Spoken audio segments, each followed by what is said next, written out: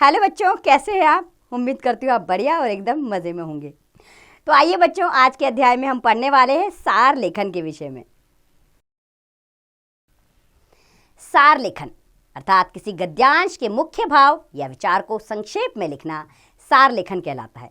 सार लेखन में गद्यांश की सभी मुख्य बातों का समावेश आवश्यक होता है।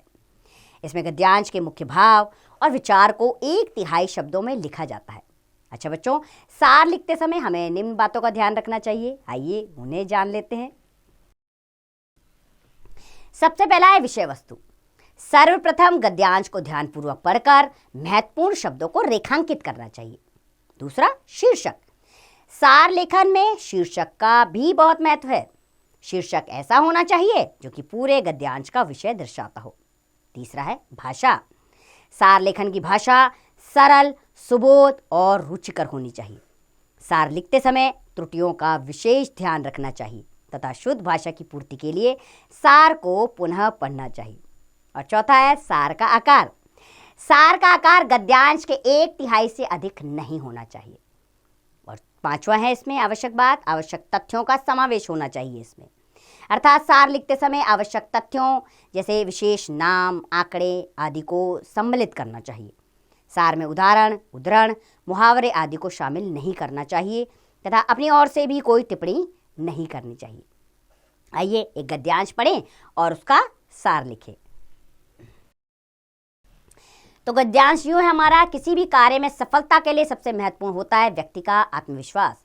बहुधा ऐसा देखा जाता है कि हर किसी कार्य को करने में सक्षम तो होते हैं हम, परंतु हमें अपनी क्षमता पर पूर्ण विश्वास नहीं होता। परिणाम स्वरूप हम असफल हो जाते हैं। आत्मविश्वास के लिए सबसे आवश्यक है संबंधित कार्य की पूरी तैयारी और दृढ़ इच्छा शक्ति।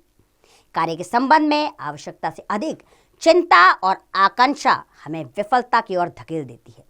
हम अपनी कमजोरियों एवं अपूर्णताओं से इतना भयभीत नहीं होते जितना हम अपनी क्षमताओं के प्रति सशंकित रहते हैं। हम सभी में अपार क्षमता व गुण विद्वान हैं, परंतु अभी भी हमारे अंदर दृढ़ आत्मविश्वास और इच्छा शक्ति की कमी है। यही कारण है कि हम अपने लक्ष्य की आवश्यकताओं के अनुरूप अपनी तैयारी नहीं कर पाते और चिंताग्रस्त हो जाते हैं। अब इसका सार हम यूं लिखेंगे। व्यक्ति की सफलता के लिए आत्मविश्वास सबसे महत्वपूर्ण है। यदि हमारे अंदर आत्मविश्वास की कमी है तो हम सफल नहीं हो सकते।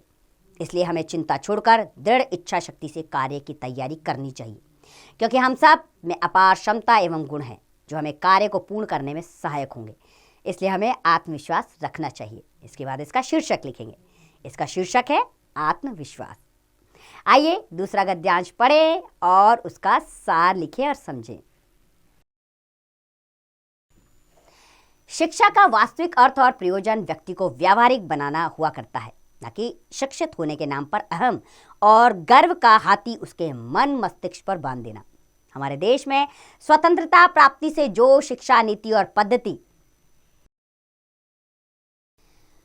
पद्धति चली आ रही है वह लगभग 100 साल पुरानी है। उसने एक उत्पादक का काम ही अधिक किया है। इस बात का ध्यान नहीं रखा कि इस देश की अपनी आवश्यकताएं और सीमाएं क्या हैं।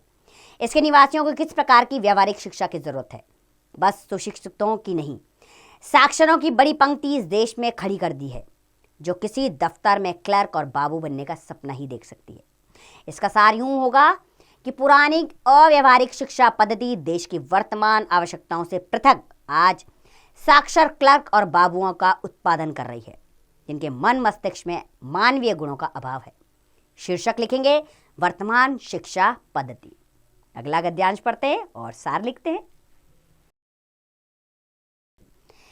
समय की गति अत्यंत तीव्र है। वह कभी भी किसी की प्रतीक्षा नहीं करता और निरंतर आगे बढ़ता चला जाता है।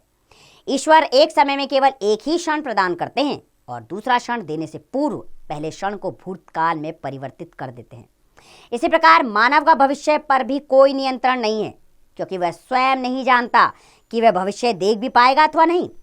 अतः मानव जीवन में वर्तमान ही महत्वपूर्ण है। जो क्षण व्यतीत हो चुका है उसे मानव सुधार नहीं सकता। गुजरा समय केवल स्मृति बनकर इतिहास में बदल जाता है।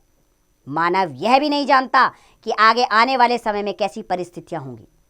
वह जीवित भी रहेगा अथवा नहीं, उसे भविष्य देखना प्राप्त होगा भी नहीं। अतः मानव को अपना जीवन सार्थक बनाने के लिए वर्तमान को महत्व देना होगा।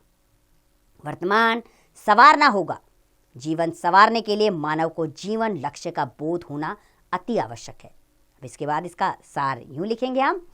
समय तीव्र गति से आगे बढ़ता है, वह कभी किसी भी की प्रतीक्षा नहीं करता है। ईश्वर एक समय में केवल एक ही क्षण देते हैं और दूसरा क्षण देने से पूर्व पहले क्षण को भूतकाल में बदल देते हैं। इस प्रकार मनुष्य अपने बीते हुए पल को सुधार नहीं सकता है। मनुष्य अपने आने वाले समय के विषय में भी कुछ नहीं जानता। इसलिए अपने जीवन को सार्थक बनाने के लिए वर्तमान को महत्वपूर्ण बनाकर उसे सुधारने का प्रयास करना चाहिए। शीर्षक होगा इसका वर्तमान ही महत्वपूर्ण। चलिए बढ़ते हैं अगले गद्यांश की ओर और उसका सार लिखेंगे फिर। तो हमारा गद्यांश यूं है। धर्मशास्त्रों में सत्य को परिभाषित करते हुए कहा गया है कि जो नित्य है वही सत्य है। दूसरे शब्दों में सत्य वह तत्व है जो कभी नहीं बदलता है और ना ही कभी विचलित होता है।